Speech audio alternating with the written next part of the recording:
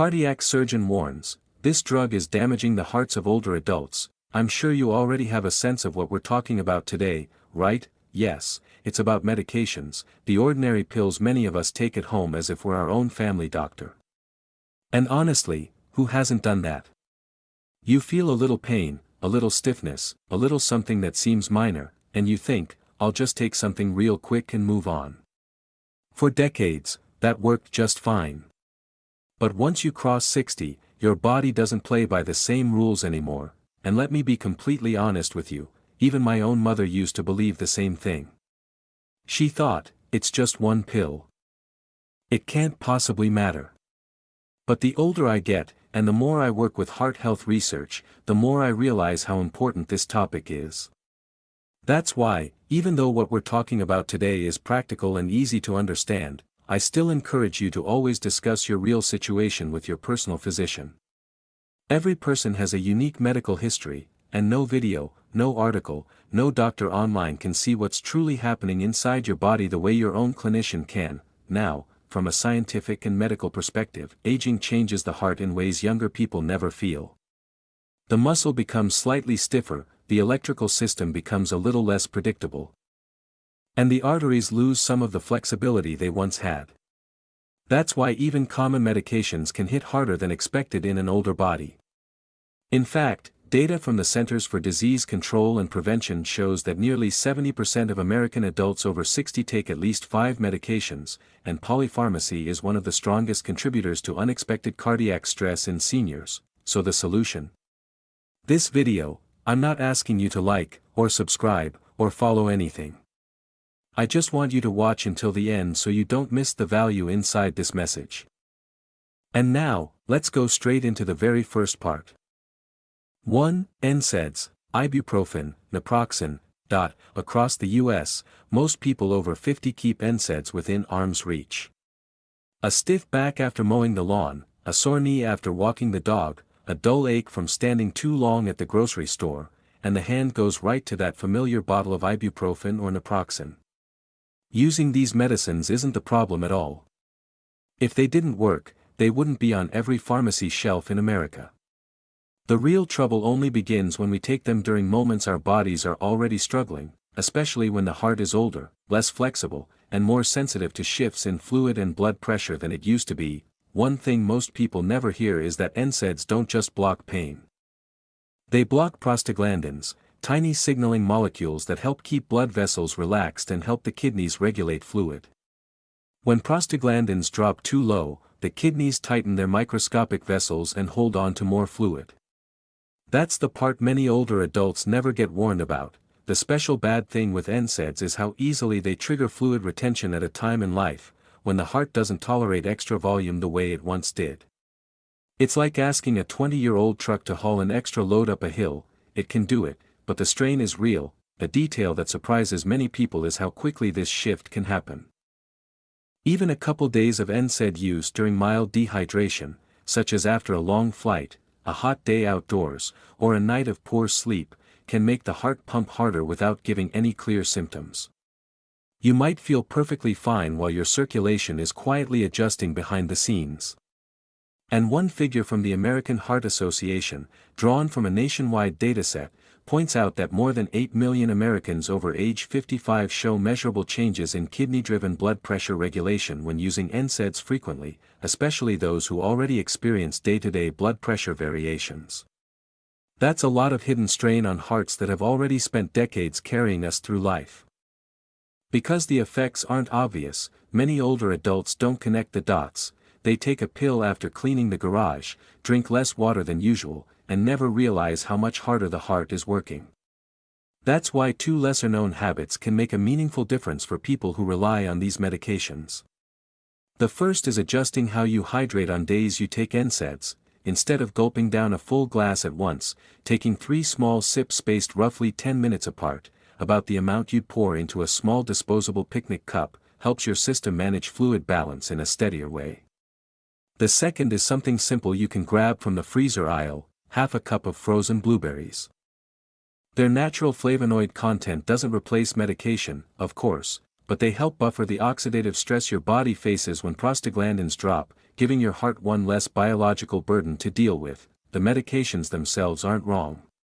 They're powerful tools. The danger only shows up when age, dehydration, and NSAID physiology collide, a combination most people never see coming until someone finally explains it to them. 2. PPIs, omeprazole, esomeprazole, heartburn, a late dinner, a spicy meal, or a night of reflux that keeps you awake. These moments are why PPIs became so popular among Americans over 50. And to be clear, they're incredibly effective when the stomach really does need a break.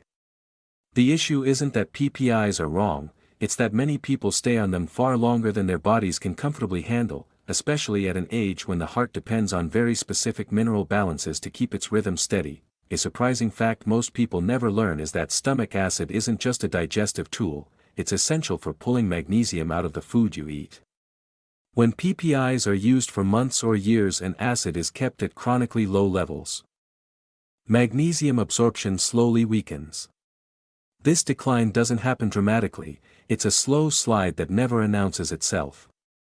And that's the special bad thing with PPIs, they quietly reduce magnesium availability at a time in life when the heart's electrical system relies on that mineral more than ever.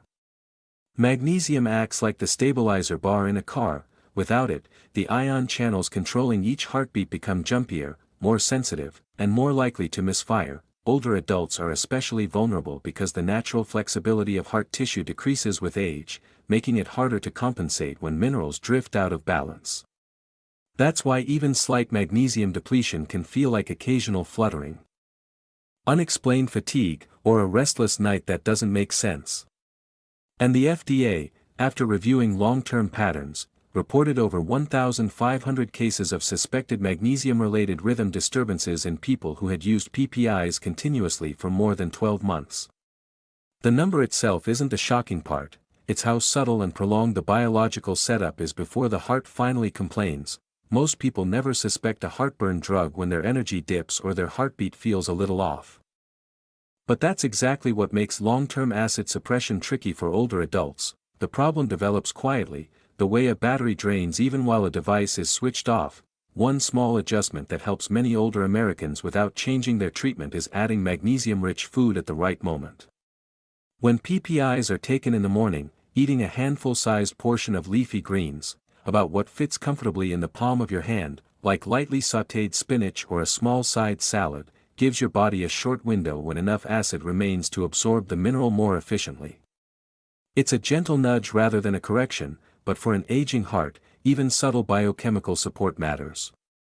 Another helpful habit is taking PPIs at the same time each day, not just in the morning, but as close as you can to the same minute, because the body's acid pumps cycle rhythmically. When the timing swings wildly, the rebound in acid production can be sharper, creating more pressure for an older heart to handle later in the day. PPIs aren't villains, they're valuable when used thoughtfully. It's the slow chemistry of aging hearts, not the medicine itself, that changes the rules. And once you understand that, the choices you make with these drugs become a whole lot safer. 3. Decongestants with pseudoephedrine. A lot of older Americans keep decongestants on standby, especially during allergy season, cold snaps, long flights, or when indoor heat dries out the air. A blocked nose feels miserable, and pseudoephedrine does exactly what it promises, it opens the airway fast. Using it for the right moment isn't wrong at all. The trouble only shows up when we forget that this little red or white pill works by tightening blood vessels all over the body, not just the ones inside the nose, and an aging heart feels those changes far more sharply than a younger one. Many people don't realize that pseudoephedrine is a cousin of chemicals designed to increase alertness and vascular tone. It works by stimulating receptors that cause the smooth muscle in blood vessel walls to contract. That tightening is what shrinks swollen nasal membranes. But that same tightening also happens throughout the circulatory system. In someone over 50, whose vessels naturally lose elasticity with age, that sudden squeeze is like turning up the water pressure in a home with aging plumbing. The lines can carry it, but everything strains just a little harder. What makes pseudoephedrine particularly challenging for older adults is how quickly it changes vascular resistance. Even in healthy individuals, it can shift blood pressure upward within an hour. And according to the National Center for Health Statistics, emergency departments documented over 30,000 visits in older adults over a 10-year period, where pseudoephedrine was listed as a contributing factor in episodes of sudden blood pressure elevation or palpitations. The number itself isn't meant to scare, it simply shows how strongly this drug interacts with an aging cardiovascular system. Most people think, it's just a decongestant, I've taken it for years. But the body changes. An older heart is less tolerant of abrupt vascular tightening, and older arteries don't dilate as quickly afterward. That's why some older Americans notice a warm rush, a fast heartbeat, or a sense of pressure in their chest that feels out of proportion to a simple cold. It isn't dramatic enough to feel dangerous, just off. And those subtle sensations are often overlooked. There's a small, little-known habit that makes a surprising difference for people who rely on these medicines occasionally, because pseudoephedrine works through the sympathetic nervous system, the fight-or-flight pathway. Combining it with even mild stimulants amplifies its impact. A cup of brew from a standard American drip coffee maker can hold 120 milligrams of caffeine, and pairing that with pseudoephedrine often makes the vascular squeeze feel more intense.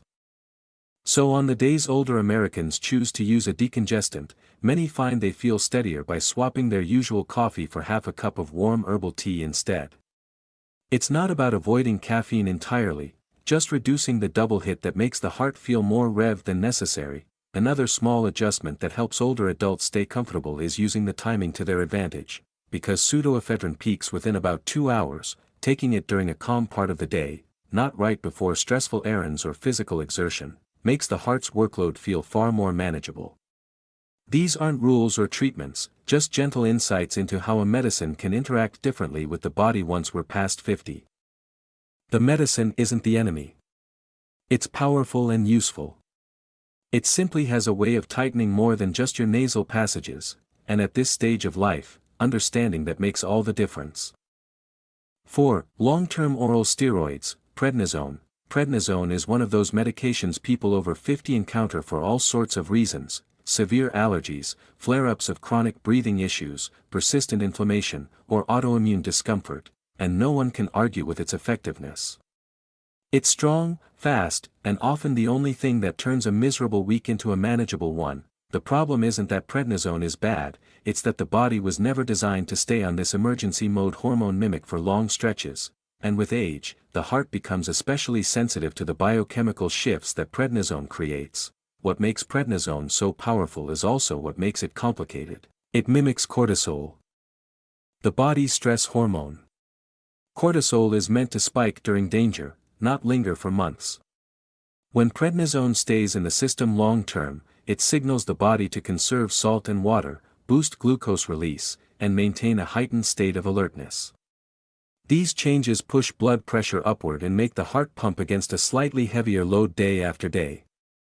Younger hearts can recover from this much more easily, older hearts feel every extra ounce of pressure. The special bad thing with long-term prednisone use is how it reshapes metabolic balance, increasing abdominal fat, reducing muscle mass, and shifting electrolyte patterns, all of which subtly increase cardiovascular strain.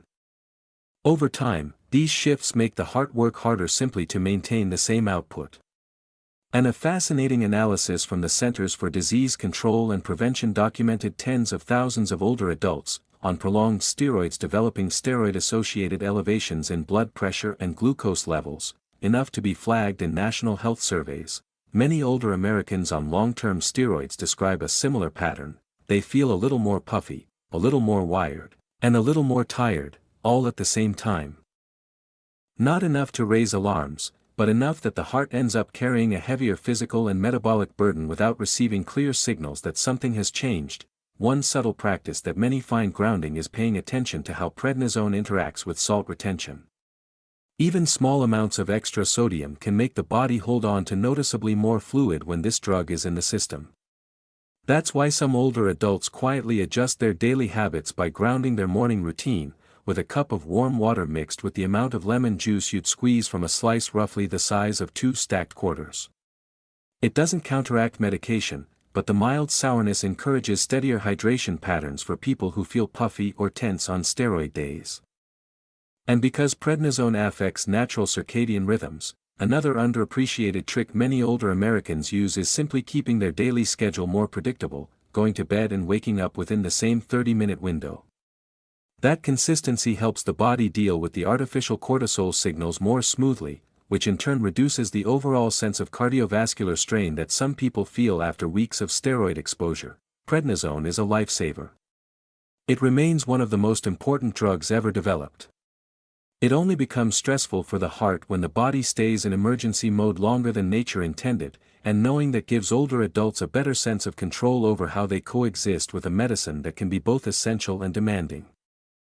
To wrap this up, if today's message helped you understand the danger of ignoring subtle heart stress as you get older, then I'm asking you, gently but seriously, to subscribe, like, and especially share this video with someone you care about.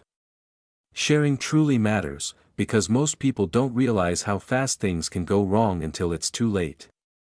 And if there's any topic you want me to break down next, just leave a comment so I can create something that speaks directly to what you need. Tom Lie, the heart doesn't give second chances when we overlook warning signs, and the consequences of brushing off these risks can escalate far faster than most people expect. Protecting yourself starts with awareness, and you've already taken that first step simply by watching. Before you go, here's a question to keep you thinking: what other everyday habits might be quietly straining your heart without you noticing? While waiting for the next video, watch the one I've placed on the screen. It'll give you even more tools to protect your health. 7 bedtime fixes that drain foot swelling overnight. Senior health tips. As we get older, the body begins to reveal changes that most of us never noticed when we were young, especially in our feet. Doctors often explain that foot swelling in older adults isn't just a normal annoyance, but the result of several biological shifts happening silently over the years. The veins in our legs, which once pushed blood upward with strong, efficient valves, gradually weaken. This allows fluid to drift downward and collect in the ankles by evening. The lymphatic system, our built-in drainage network, also slows with age, so fluid that used to clear quickly now lingers. According to a report from the Centers for Disease Control and Prevention, nearly 26 million adults in the U.S. over age 60 experience some form of chronic lower limb swelling, often linked to circulatory changes combined with lifestyle habits, and diet plays a far bigger role than people expect. A high-sodium dinner, processed foods, or even late-night snacking can cause the body to retain extra fluid overnight, something younger adults compensate for more easily, but older bodies can't regulate as quickly. That's why tonight's video matters. It walks you through 7 simple bedtime fixes that help drain foot swelling naturally, gently, and effectively. I'm not asking you to like or subscribe, just stay with me to the end so you receive every bit of value this video was created to give. And now, let's begin with the very first method. 1. Elevating your feet with a soft pillow. Most people don't realize this, but the human venous system is surprisingly sensitive to gravity, so sensitive that the Mayo Clinic notes how simply raising your legs can ease the pressure building in swollen feet near the end of the day. And if you're over 50, that pressure hits harder, because the valves in your leg veins aren't as quick as they used to be. That's why, when you lie down at night with a soft pillow lifting your feet even a modest 4 to 6 inches, the body suddenly finds the advantage it's been missing all day. Fluid that once gathered in the ankles finally has a clear path back toward the heart. Something so small becomes a quiet reset button for the entire lower body. What surprises many older adults is how quickly the heaviness starts to melt away once the calves, not just the heels, are supported. When the calf muscle is gently propped up, the veins running behind it stay open instead of collapsing from pressure. And if you bend your knees just slightly, that position keeps the vein behind the knee from being flattened, which is often the hidden reason swelling lingers longer than it should. A simple way to check if you've got the angle right is to slide a kitchen spatula under your knee. If it goes through easily, you're in the sweet spot, supported but not locked. By the time you settle into this position for the night, the pillow isn't just holding your legs.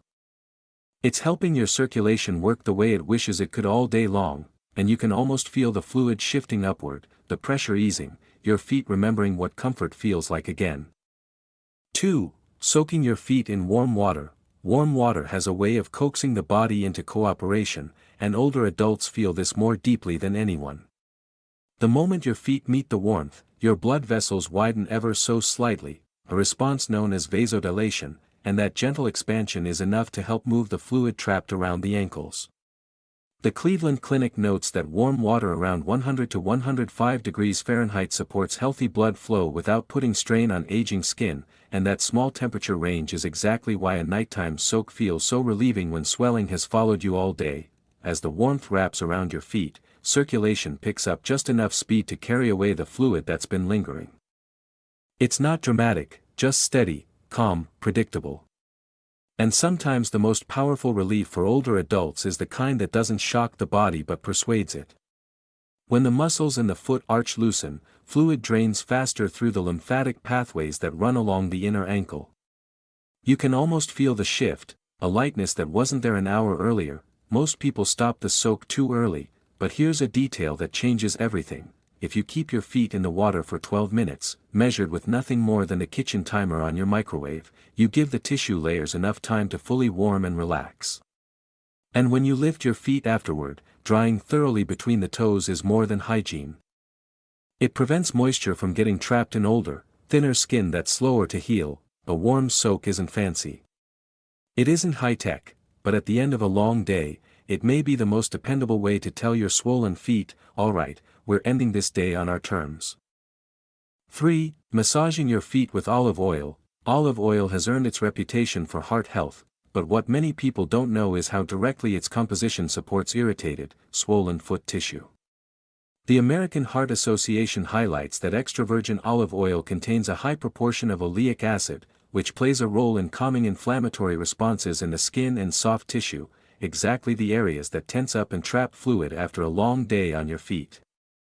When you warm a teaspoon of olive oil in your hands and work it gently into the arches, heels, and ankles, you combine the oil's natural soothing properties with the mechanical benefit of massage. What makes this nighttime ritual especially effective for people over 50 is how massage activates the calf-foot pump, a built-in system that helps move blood and lymph upward against gravity. When the tissue softens under your hands, the pathways that carry excess fluid open just enough to help the swelling break apart and drain. And the warmth of the oil gives your fingers the glide needed to make each stroke count. Something few people ever try, but works remarkably well, is beginning the massage near the base of the big toe and slowly sweeping upward toward the inner ankle in 3 long passes, counting them out just like you would tablespoons in a recipe. That direction follows one of the major lymphatic routes that older adults often overlook. And if you take an extra moment to press gently along the outer edge of the heel, you stimulate a cluster of small vessels that respond beautifully to consistent nighttime pressure. By the time you finish, the skin feels nourished, but more importantly, the feet feel lighter, as if the day finally let go.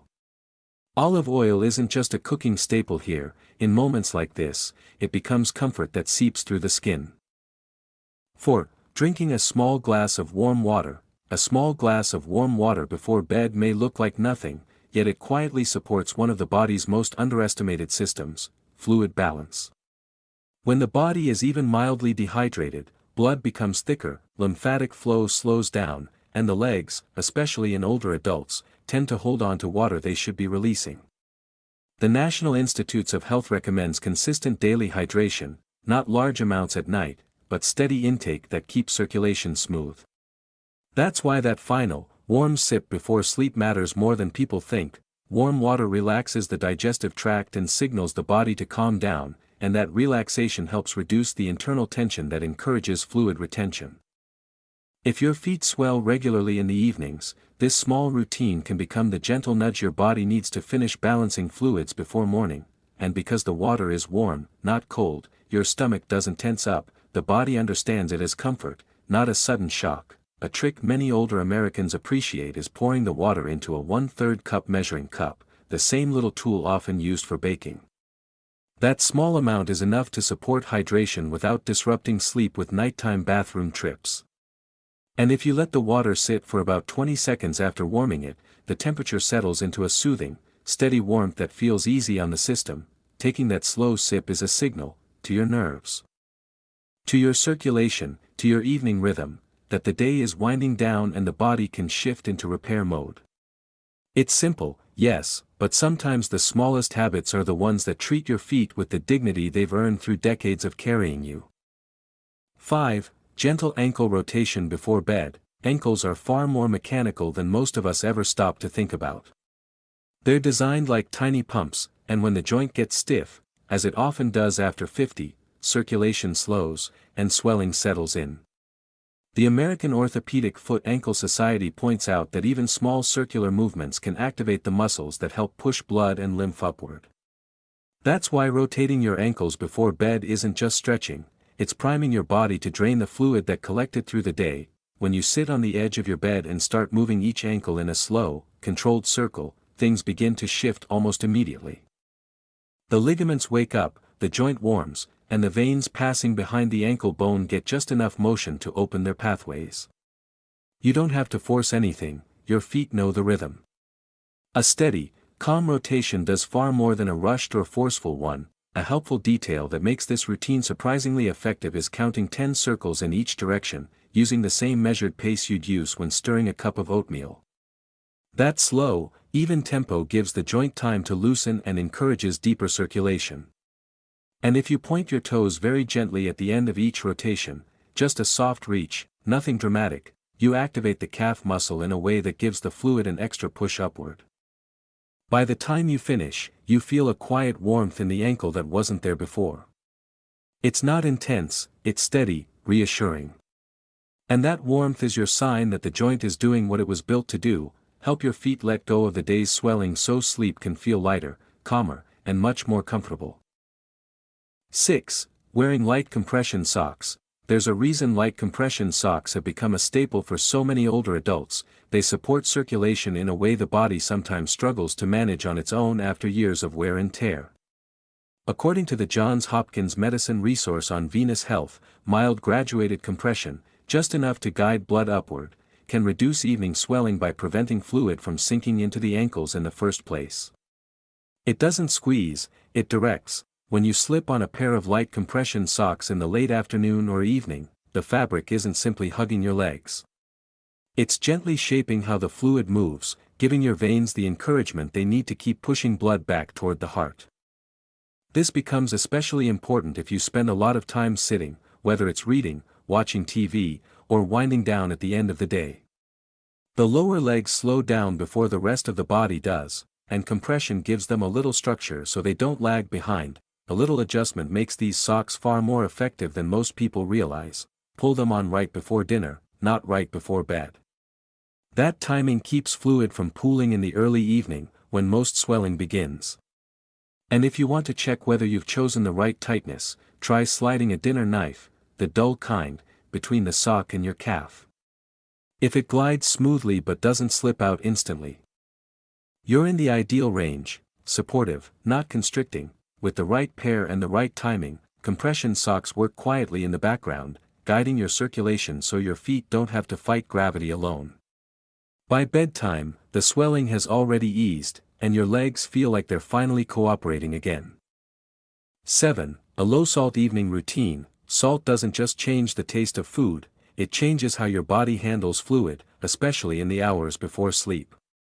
As we age, the kidneys become a bit slower at filtering excess sodium, which can cause the body to hold on to water overnight. That's why the American Heart Association recommends limiting high-sodium foods in the later part of the day to support healthier fluid balance. For anyone over 50 dealing with nightly foot swelling, the timing of salt matters almost as much as the amount. When dinner leans heavy on salty foods, like canned soups, deli meats, or restaurant takeout, the body holds on to nearly every ounce of fluid it can. And that fluid naturally drifts downward, settling in the feet and ankles by bedtime. But when evening meals stay light and fresh, circulation doesn't get overloaded, and the feet stay noticeably calmer through the night. A surprisingly effective trick is using 1/2 teaspoon of a salt-free seasoning mix in place of actual salt and tasting your food before you reach for the shaker, something many older adults forget to do after years of habit. And if you choose snacks that pair well with low-sodium flavor, like sliced apples with a dusting of cinnamon or a handful of unsalted almonds, you help the body maintain balance without feeling deprived. What makes this routine powerful is how quickly the body responds. Within just a few evenings of cutting back on nighttime sodium, many people feel their feet waking up lighter, not weighed down. And that small shift adds up. better mornings, better mobility, and a sense of control over swelling that once felt inevitable. If this video has helped you understand your body a little better, then I invite you to subscribe, like, and especially share it with someone you care about, because ignoring these nighttime habits can lead to stiffer joints, poorer circulation, and swelling that slowly steals your comfort. And if there's any topic you want me to break down next, just leave a comment below. Your voice shapes what comes next. To sum it up, foot swelling isn't something to brush aside. The longer it's overlooked, the more strain it puts on your veins, your mobility, and your overall well-being. These nighttime steps are simple, but the long-term impact is powerful when you stay consistent. And now, a question for you: are you ready to take the next step in protecting your health? While waiting for the upcoming video, go ahead and watch the one already on your screen to strengthen your knowledge and safeguard your body.